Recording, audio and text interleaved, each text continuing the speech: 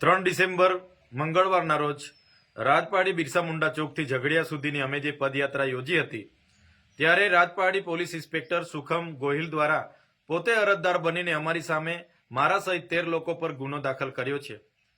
ત્યારે અમે પોલીસ વિભાગને કહેવા માંગીએ છીએ એ પદયાત્રા માટે 30 નવેમ્બરના રોજ અમે કલેક્ટર અને એસપીને જાણ કરી હતી અને પ્રાંત અધિકારીને પણ અમે પરવાનગી માંગી હતી।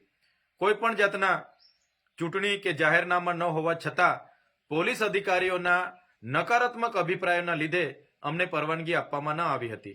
ત્યારે આ પદયાત્રા અમે ઝઘડિયાના વિસ્તારમાં ગેરકાયદેસર ચાલતી રેતીની લીઝો, સિલિકા પ્લાન્ટ, કોરી કરસોરો અને ભૂમાફિયાઓ વિરોધમાં અમારી હતી।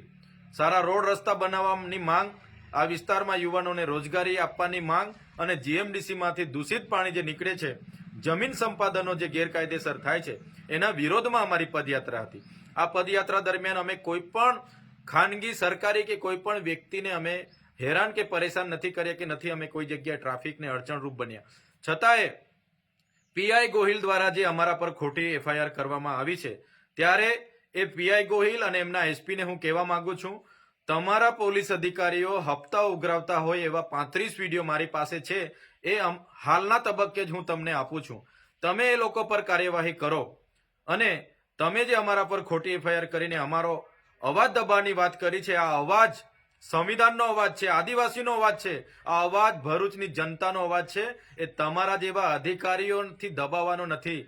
તમારી જેલો મોટી કરી દેજો।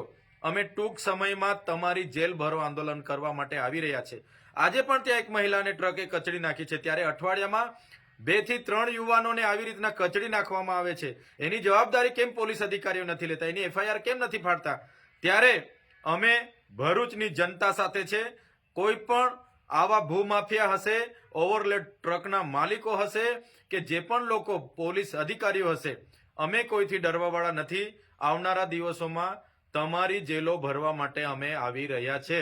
જેલોની સંખ્યા અને સાઈઝ તમે વધાવી દેજો।